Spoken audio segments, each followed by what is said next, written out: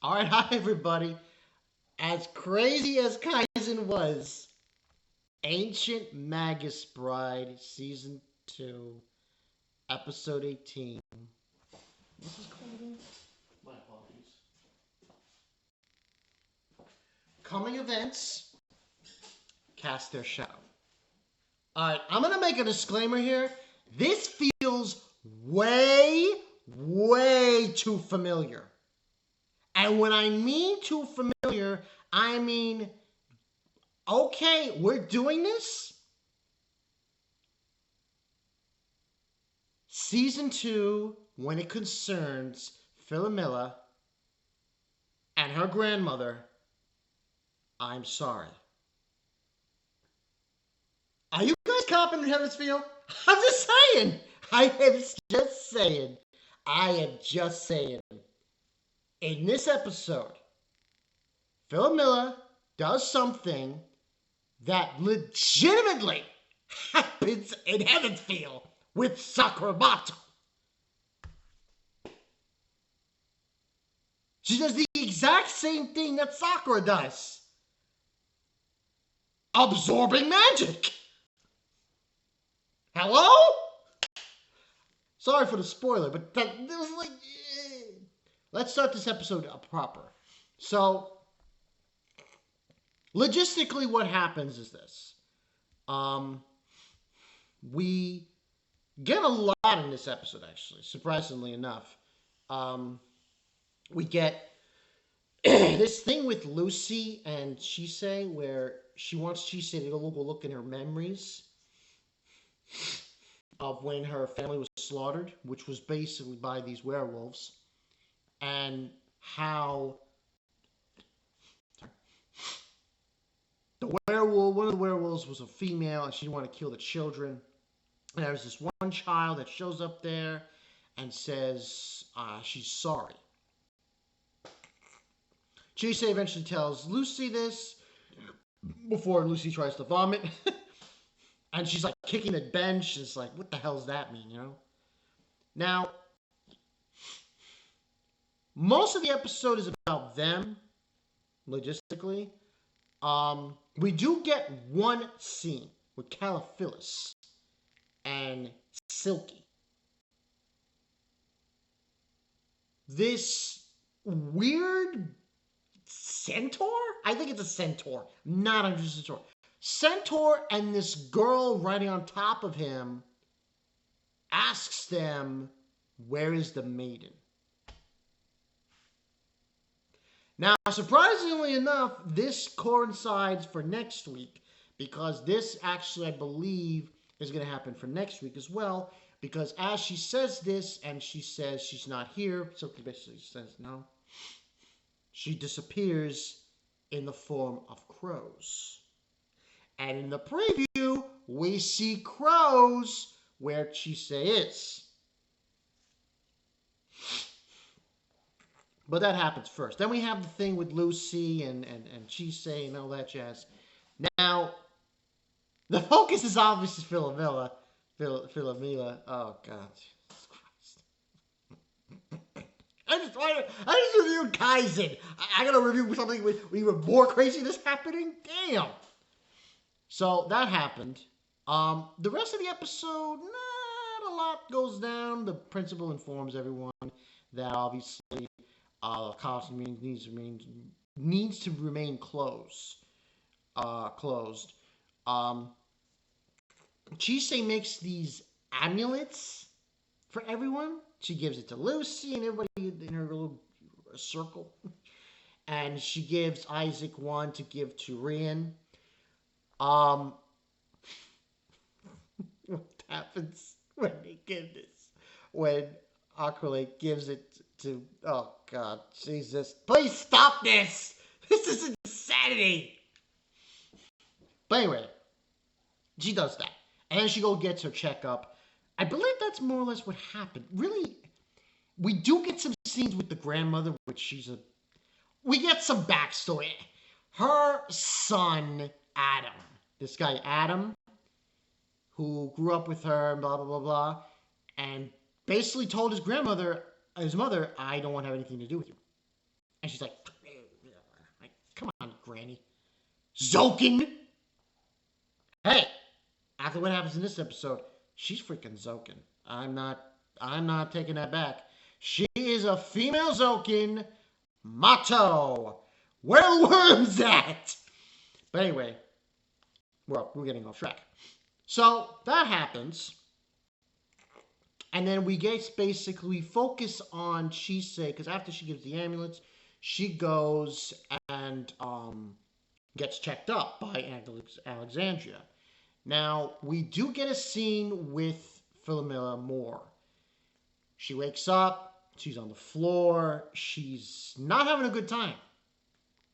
She's in a tremendous amount of pain. But when Acolyte goes back, because, Chise gives her the amulet to give it to Philomeo. Now, Philomeo, after she gets up from falling down and everything in between, she's not herself. Gives her the amulet, she swallows it. Now, that's when shit hits the fan. She grabs Acolyte and rips something from her body. The book!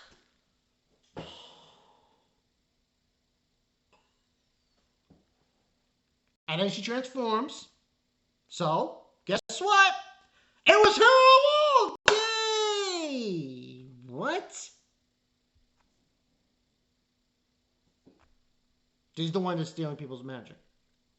Or, I should reiterate, it's her grandmother who's stealing people's magic. Yes! Before that, though, we do get a scene with Chise and Alexandria when she explains to her about curses and how, with curses, the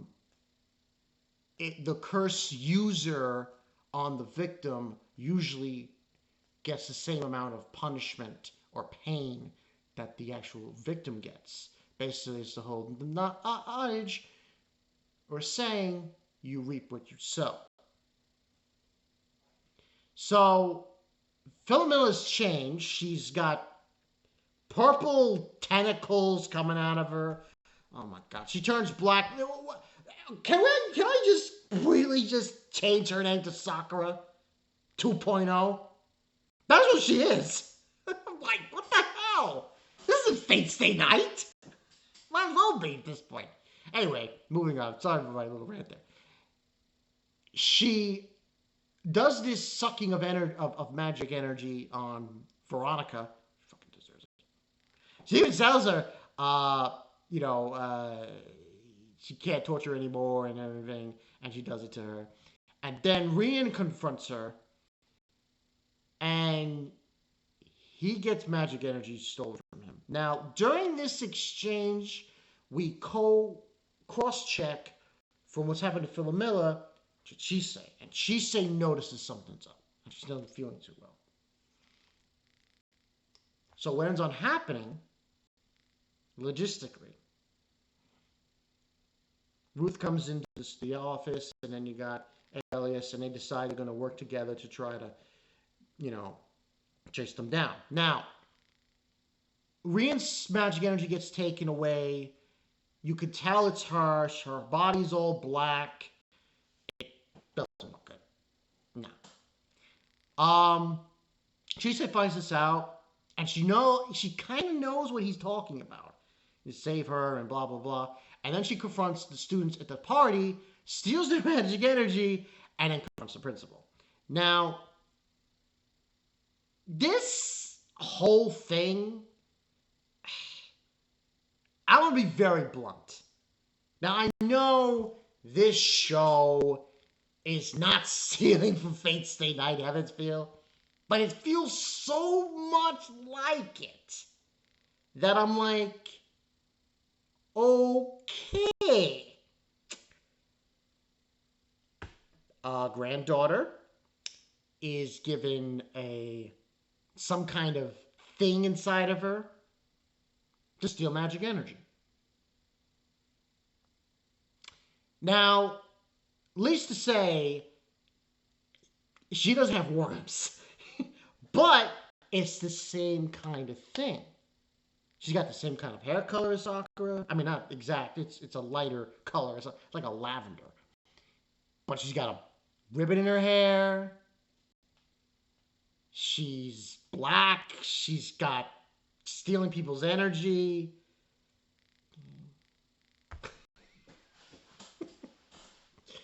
And of course, her grandparent, yeah, is an old fogey who is basically doing this.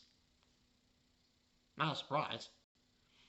Also, we find out Accolade is okay. She's not hurt or anything like that. But logistically, that was the episode. It definitely gets a 10 out of 10 on the what the hell factor.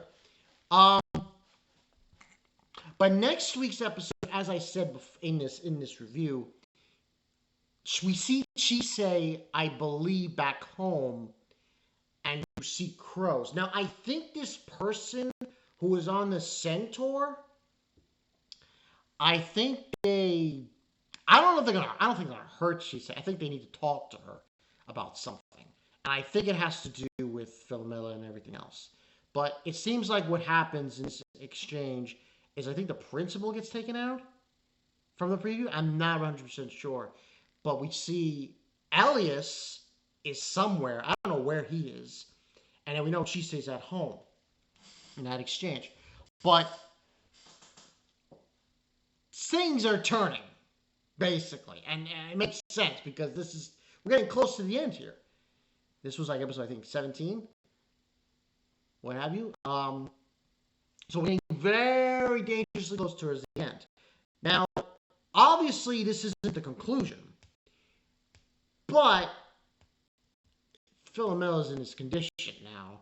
And I think the opening has a clue of what might happen. I think she's going to use the amulet around her wrist